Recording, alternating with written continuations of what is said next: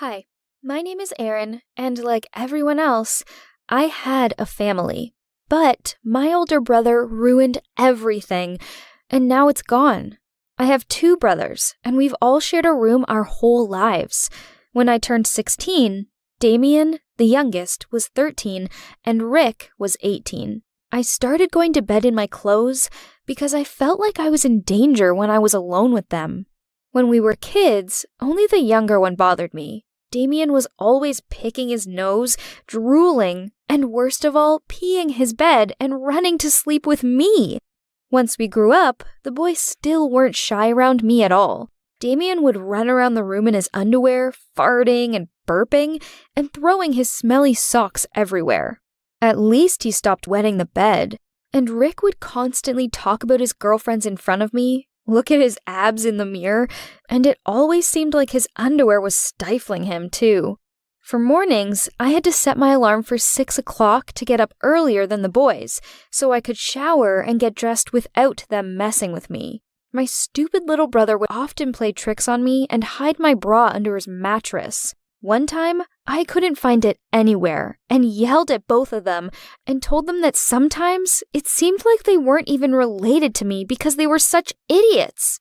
Then, Rick grinned and uttered, "That's right, we're not related. You were adopted when you were 3. No freaking way! He said it just like that. He just kept chewing his gum and chatting online with another one of his girls. I burst into tears. Of course.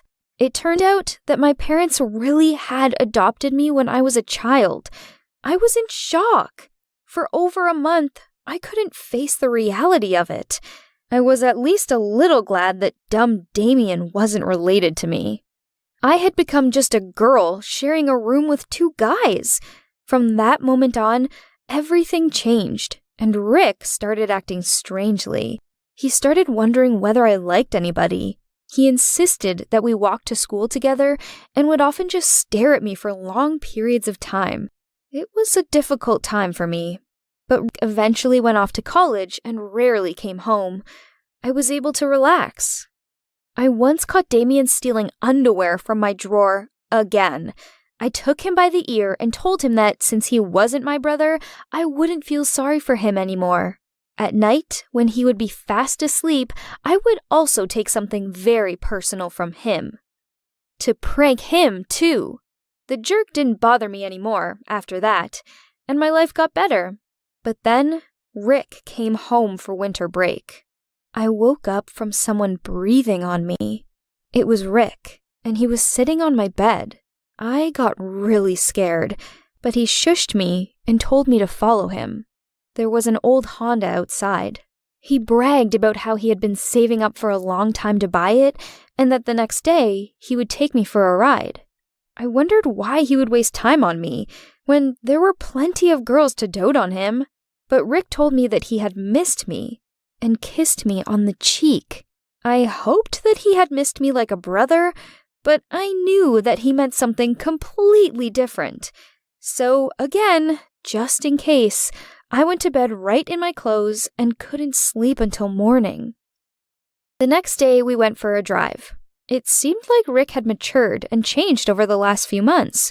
He told me that he had known since he was a kid that I had come from an orphanage, so he couldn't possibly love me like just a sister. He was ashamed that he had been so rude to me. Then he just drove me home. Throughout his entire school break, we talked a lot as friends. I was even jealous when he went on a date with a girl. And, of course, I scolded myself for even thinking such thoughts. Before he left, Rick woke me up again at night and laid down next to me. He was silent for a long time, and then he told me that he had liked me for a long time, and if I didn't mind, he would come every weekend to see me. All week, I caught myself thinking about him, and when he would arrive, we'd spend the whole weekend together. So our secret friendship began, which grew into more. Feelings just appeared by themselves, and we both couldn't understand how we didn't notice how much we had in common before, and that we could have had fun spending time together. Even though we were of age, we couldn't tell anyone about us. Mom and Dad wouldn't understand. For them, we were brother and sister, and it didn't matter that we weren't even related and had never experienced a sibling bond. At night, when Damien had fallen asleep, Rick would lay down with me. We could chat and kiss all night. In the morning, Rick would go to his room. But one day, we fell asleep. We woke up from screaming and shrieking. Damien saw us sleeping and called our parents in. We both got laid into by our mother, and then they put us in different corners of the room and lectured us for a long time. And they called us various offensive words. I spent the next night on the couch in the living room because it was obvious to my mother that it was me who was the bad influence and who they had enabled. The next morning, my parents decided that they would send me to my aunt's house without even allowing me to finish the last month of school at home. I cried and begged my mother to let me stay. Rick asked too. I tried to explain to them that we loved each other and there was nothing wrong with that. We couldn't change it. But my mother sent him upstairs and forbade him from even coming down to the table. I packed my suitcase, and that night, when everyone was asleep, left the house. Rick got out through a window, and we drove to nowhere together. For several years now, we have been living in another city. Our parents tried to get us back and end our relationship, but we've stayed together. I never finished school and got a job as a waitress. Rick continues to study and works at a car wash. I will definitely finish my studies and do the same. Rick even sold his car to help me with my education. I'm 21 now, and he is 23. Of course, it's difficult for us, but we support each other. We're glad that we can be together. That's our story. One day, I needed to buy something for dinner. It was much easier when my parents did the grocery shopping. Independent life is overrated. Okay, what do we have here? Cereal, macaroni and cheese, soda. I'm not getting candy. That's too much. Damn, it happened again. Please, no. I need to check your pockets, ma'am. No, watch the cameras if you have to. Okay, let's watch them together. We went into a small room with a bunch of screens. The guard pressed a couple of buttons and I saw myself on the screen. I was walking past the candy shelf, grabbing some with my left hand and putting them in my pockets. I knew it was happening again. How embarrassing! I put my hand in my pocket and pulled out the candy. Oh, what a night! Let me tell you about myself. My name is Laura. I'm 18 years old. I'm from Queens and I'm known in many local stores. But I'm not a thief. I always pay for my purchases. It's just, it happens on its own. It's hard to explain, but you'll understand after you hear it. 2 days after that incident, I was out for a walk and ran into a guy I went to high school with. He was very handsome. I thought he wouldn't recognize me and just pass me by, but that's not what happened. I felt like the heroine of a romantic film. I probably looked stupid, but I just couldn't help but smile. Dylan smiled. I wasn't a schoolgirl anymore. I decided to take a chance and ask him out. Why not?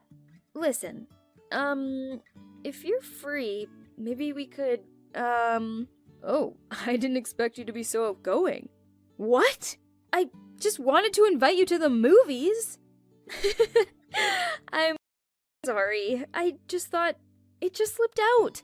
I'm so clumsy. It was awkward, but Dylan seemed to like it. I was relieved. I was excited, too, because we had agreed to meet that night. Oh, I've been dreaming about this date for so long. It would be perfect. I had to try. The movie started. I scooted closer to Dylan. My plan was to snuggle up to him when it got scary. I was a little nervous. Oh no, not now. I decided to quickly cling to Dylan so that he wouldn't suspect me. My plan worked. He hugged me back. Hey, I get that you're turned on, but there are people here. If you want, I can get away from you. I'm talking about your hand on my pants.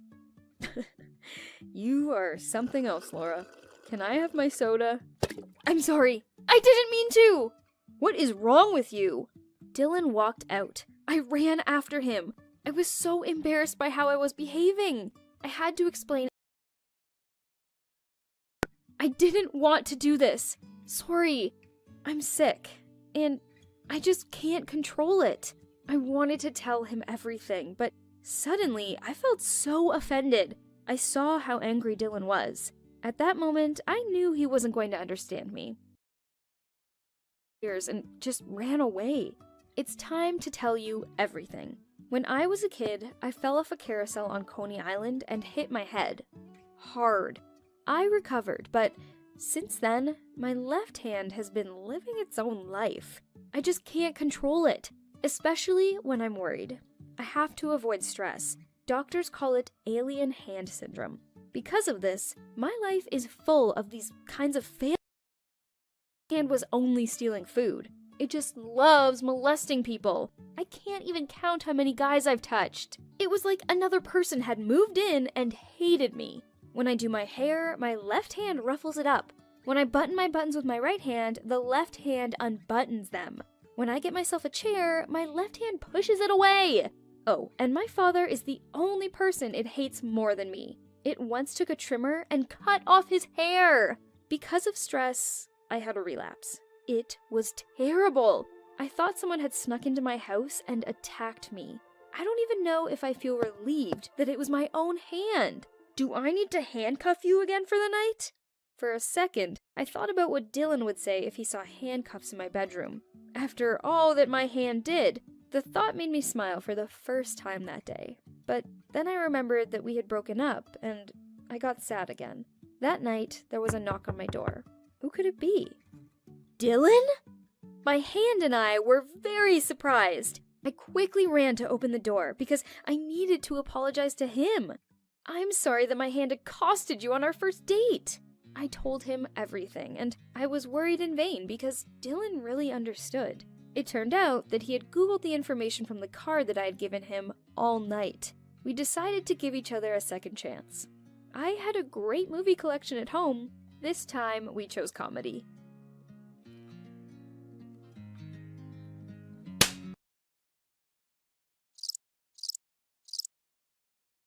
Oh, sorry.